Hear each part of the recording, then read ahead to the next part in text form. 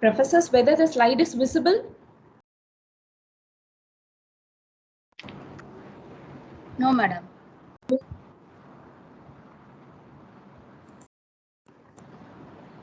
Now it is visible, ma'am.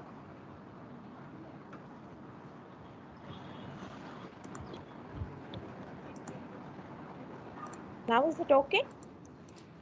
Yes, ma'am. Okay, ma'am. Okay.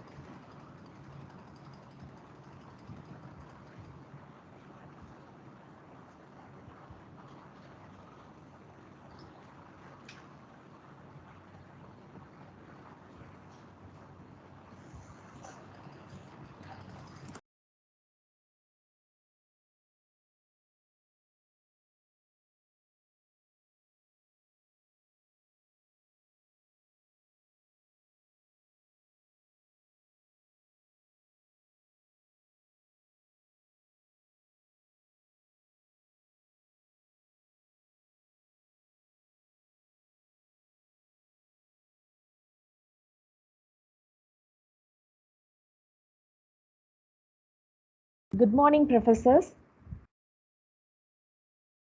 Let us all switch on the video for a minute for the together mode photo, please. A minute, please.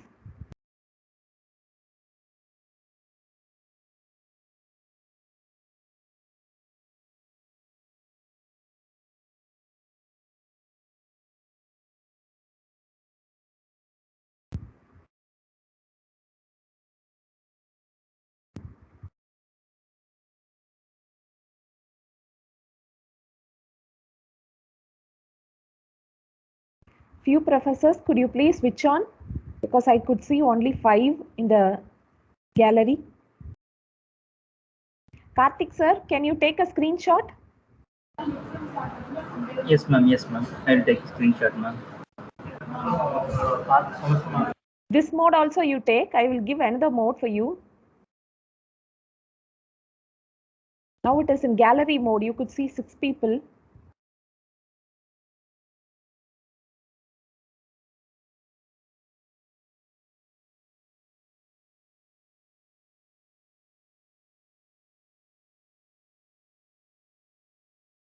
You take, sir. If it is okay, you come. You say fine. Can we go into the session? Karthik sir. 1 minute, ma'am. 1 minute.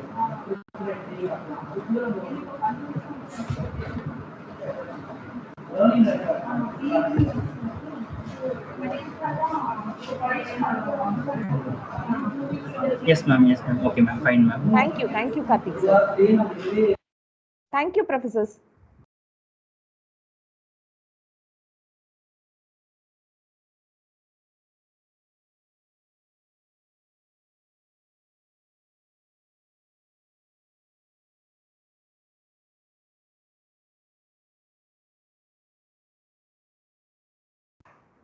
I hope that slide is visible for all of us.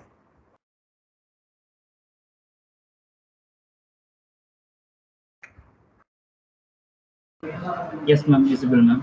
Okay, thank you, sir. Good morning, professors. As a coordinator of this ATAL FDP, I extend my hearty welcome to the 4th day, the first session on joyful learning. Actually, this topic, it was given to another madam named Kritika Selvaraj, and yesterday she could not handle, and she said that she could get recovered and she could manage today morning first session, but unfortunately she cannot do that. Late night only she had given a reply, and rest of the sessions no problem for us. From the next session we have a professor on journalism, and followed by a VAT professor, and tomorrow an fantastic training personality, Sati sir. So rest of the 4 session there will not be any change, and joyful learning. And out of my experience, I like to share the learning path, the teaching, how I traveled for the past 19 years of my experience, and let it be maybe I could learn from you, and my experience also I share with you in this forum. The topic is going to be a very interesting topic for all of us, and everybody may know much more because many seniors are here, much more than me. And if you could share at the last, it will be more helpful for all the participants, and the forum is welcome for each and every one of us. And let us go into the topic of joyful learning. So on Thursday, the day which is Guru Day, we are going to start a learning topic with joy. Joy is not only in learning, in each and everything we expect joy. In our personal and professional life, joy should be there. So that is all. If we start any job with joy, it will be a very successful and fruitful job, and end results will also be good. So live with peace, live with harmony, live with joy. It is very important for every human being. So not only in that, in learning also, if we take with predominantly joy mode, the learning goes much in depth for an academician, for us also, as well as for the student community also. So the joy is very, very important. The word, if we say joy, and we could see joy in each and every phases. When we pronounce the word itself, joy comes into our mind. So how we can take this joyful experience into the portfolio of learning, that we can see it for the next 1 hour. So joyful learning, the topic itself, joy combined with learning. So when the process of learning, if it goes with a small portion of wonder and curiosity and pleasure, then each and every one of us will have the state of satisfaction. We do agree in our profession. When we do anything with wonder, curiosity, and pleasure, automatically there is a self-satisfaction, and the opponent who receives from us also will have the state of satisfaction. So that satisfaction level should be reached in both ends of the teacher as well as the student. I hope, my dear professors, we all agree that satisfaction is an essential point in any process we do, that too in the learning process also. And when we enter into the teaching and learning process, if we want to create a stress-free environment inside the classroom or inside the laboratory or inside the place wherever we the virtual mode of learning here, nowadays the virtual mode of learning we are it is happening, and wherever if we start a particular class, if we want to make it as a stress free, the learning should become like it should not be like one side throw. A teacher is throwing all the content and the student is receiving. If it goes into the one side throw, what happened, we doesn't know what happened in the other side. So whether the student is listening or he is doing some other job, and virtually what is happening, okay, there is a screen in between the teacher and the student. So in order to create a stress-free environment, whether it is online or offline mode, we should make the learning as a collaborated approach, a connected approach, and shared approach. So if we establish that collaborative nature and connectivity among the student and the teacher, so what happened out of this collaboration, connected and shared learning, there comes an achievement, a pride of achievement will be there. So when you collaborate the students, when you group the students, or when you after your class, when you make the students to make a summary of it, then it goes into the state of achievement. And when you give an assignment to the students also, when it is a collaborated activity, what happened, each and everyone shares their ideas, then winning in the co-curricular and extracurricular activity as a team creates a pride among the students. So what happened, pleasure is in the teacher side and pleasure is in the student side. That creates a stress-free environment. So whatever may be, when we teach or when the student learn, both the side, there should not be any stress. A harmony should be there. In order to establish that harmony, as a teacher, we should ensure that everything goes into a connected and shared mode. So that sharing is very, very important in this academia. So that's what that stress-free environment is required nowadays. In order to establish this stress-free environment, as a teacher, we have to plan properly and implement the things properly. And when you take a teacher and a student, the connectivity, we said that there should be a connected, collaborated and shared environment. So if you see a teacher as a one point and the student in the other end, between the teacher and the student, the state of relevance, it plays a vital role. So what happens in the teacher mind, in the sense, normally as a teacher myself and a majority of the teachers, what initially we thought of, we prepare and we go and deliver, and we will be very much particular on delivering the things what we want to contribute on the particular hour. So in our mind, what I want to contribute, that will be the thing which is very it plays a very crucial role. But in the student mind, what happened, what I need. So there are two questions. In teacher mind, what I want to contribute will be the question, but in the student mind, what I need will be the question. So in both are going with a different question, right? So if there are two different questions, there should be a state of relevance between these two minds. That relevance is essential. As a teacher, we can be an expert in the content which we want to deliver, but it is our role. Teacher role is very important, and we need to establish a good relationship and a meaningful engagement with the student community. I hope you agree. So rather than being an expert in the content, when we want to mingle with a student who are much younger, very younger and budding stage as a learner, that connectivity establishment, first of all, rather than the content, we need to have a good relationship.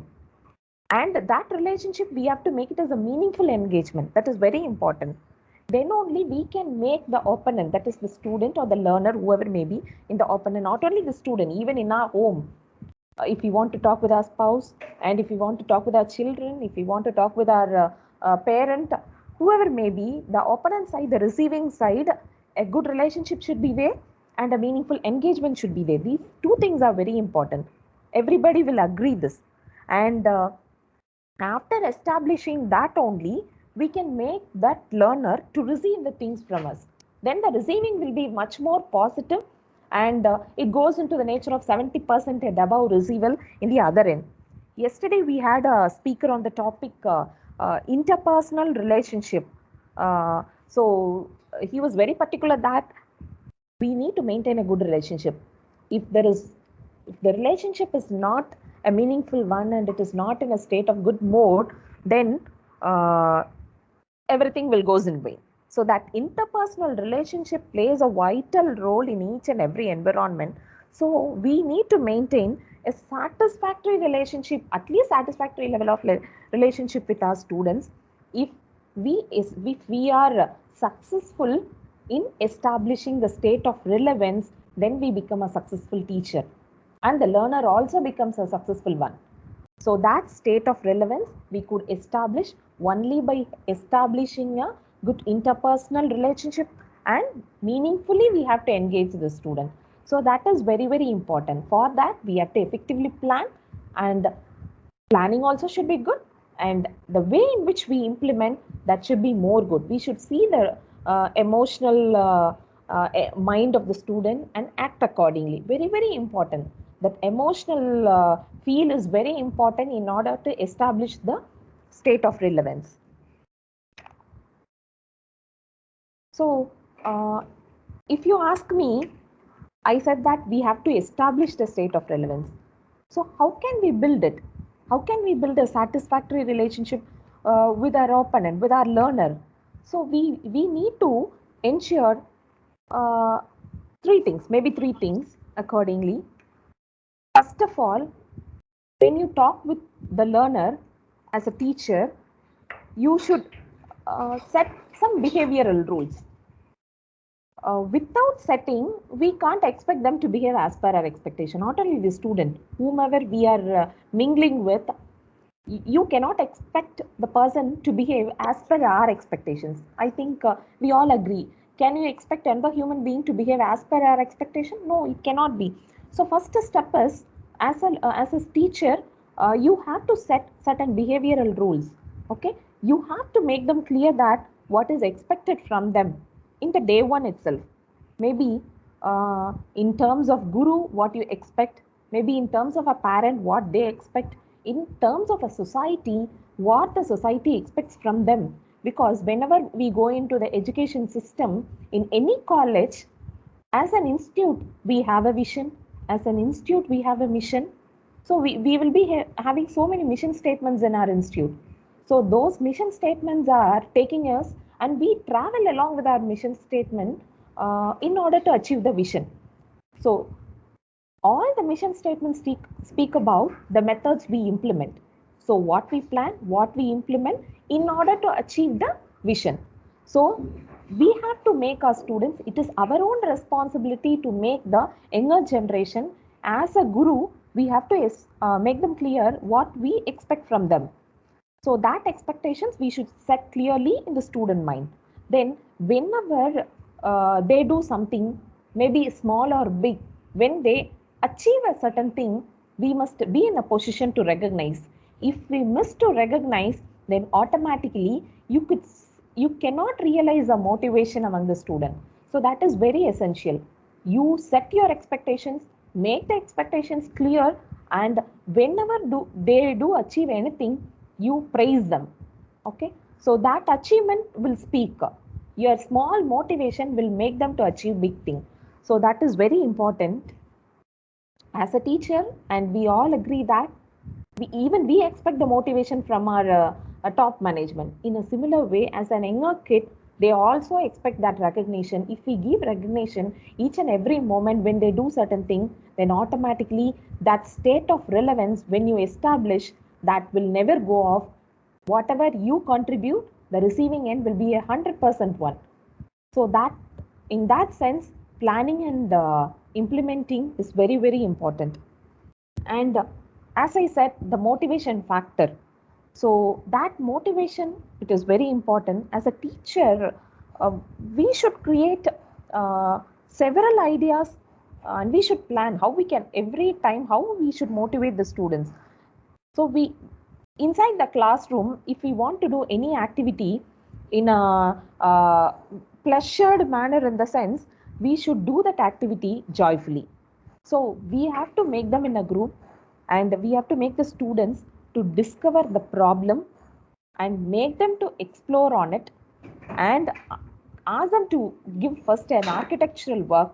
Okay, then they can go for a detailed design, and we can set the strategy and solve they will be in a position to solve any type of problem, because problem solving skill is very, very important for any student, maybe a school student. Okay, even a school, if you are a school teacher, when you handle a subject, you should make them what are all the problems, and how that subject is going to get applied in the real life, how he can crack the real time challenges. So that application based learning is very essential. So inside a classroom, you should do all these type of activity to make the student to learn on himself, and a problem solving skill should be established among themselves. So depending on the subject we handle, because we are all from a diversified group. Okay, maybe I may be from an engineering college, some other teacher may be from a school, and some may be from the humanities, some may be from the mathematics background. Okay, so we are all joined here in a common forum named Joyful Learning. So depending on the subject we handle, we can use any method. The method may not be a specific. Every teacher knows what method he or she has to use for his or her own subject. So maybe nowadays gaming plays a vital role in computer science and engineering, and we are doing much more in project-based learning, and we are doing hands-on exercises. So depending on the subject you handle, you choose the method to make them understand the concept very well. And self-learning is essential. You cannot teach all, no, inside the classroom. So that self-learning environment should be created inside the classroom. So that is the responsibility of a teacher. If a student has the capability to self-learn, then lifelong learning is essential. Not only the 4 years of 3 years of education or school, 12th standard till 12, if lifelong learning should be there. So as for that learning, we are the teacher who creates the base for them. So that is very, very important. We need to motivate them.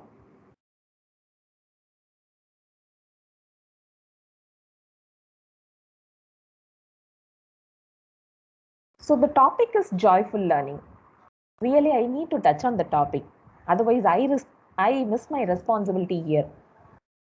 If I speak something out of the box, then as a teacher, I also lose my responsibility here. The topic is joyful learning.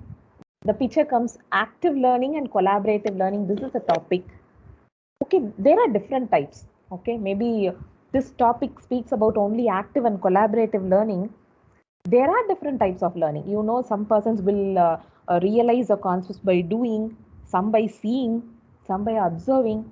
Okay, there are different type of learners you would have faced in your experience. So but here we are going to talk about active and collaborative learning. So we cannot see a much difference because the active elements are used in collaboration process.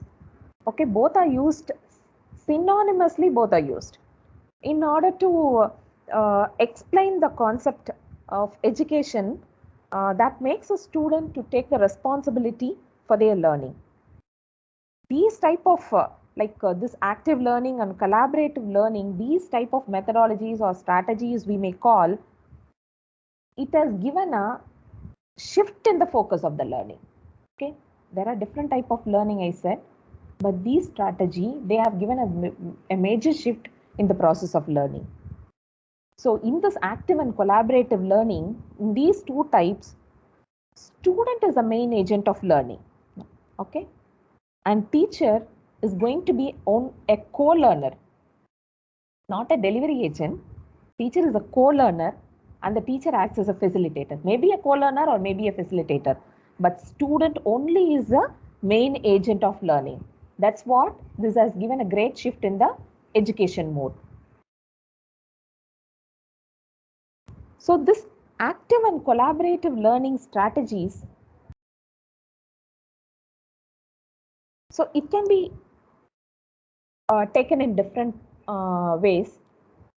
So I have categorized it into, because there are different analysis on this and different case studies on active and collaborative learning strategy. In a simple way, in my understanding and in my perspective, I've just taken two forms.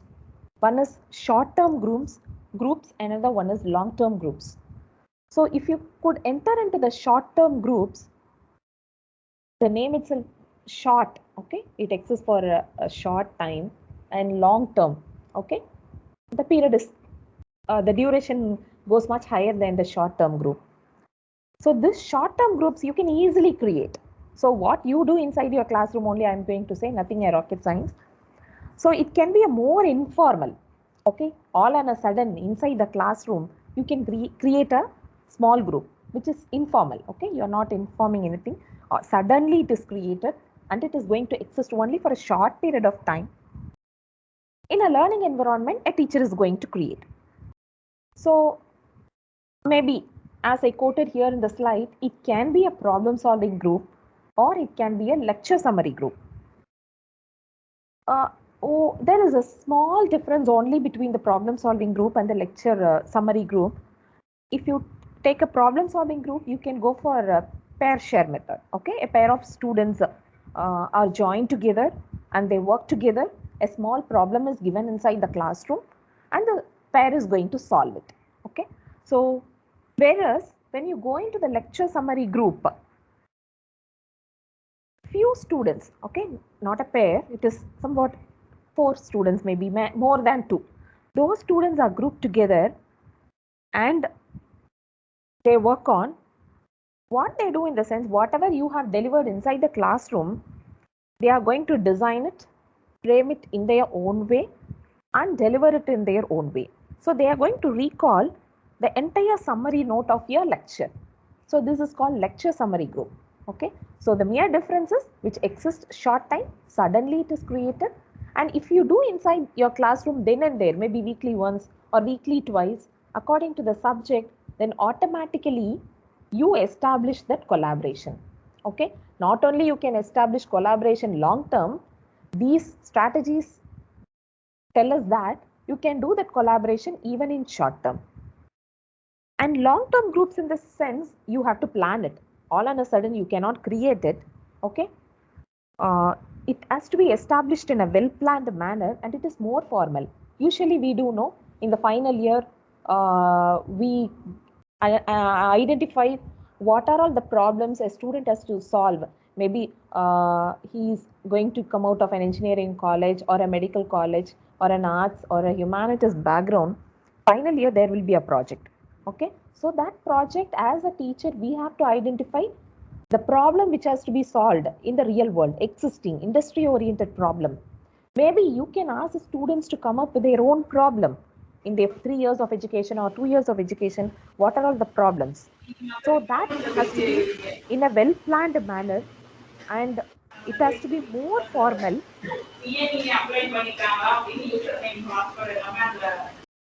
Can you go in mute mode,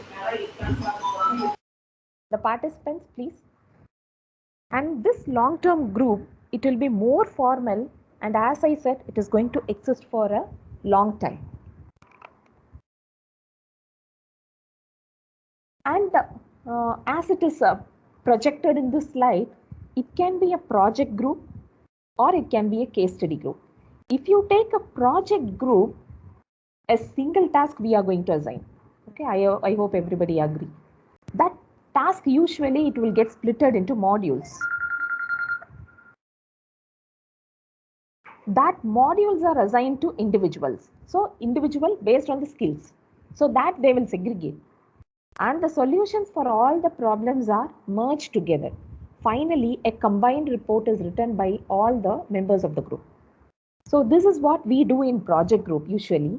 Whereas in case study group, what they will do, maybe this happens in a business administration department. So where the students analyze the situation, finally they come up with certain judgments and they evaluate the solutions. If you see, the outcome of the project group is that the students or the learners become very good at problem solving skills. Whereas if you see the outcome in case of case study group, the students become good at higher order regional skills and group interaction skills, which is essential for their career. Okay, so if it is an engineering student, he needs to be very good at problem solving. If he is coming out of a MBA or BBA, he should be very good at interaction skills. Okay, that is essential for his career. So as a teacher, what is essential for in his career and what is essential in his personal life, so that we have to develop and that we have to inculcate among the student community. That is very, very essential. And in these both the strategies, we could see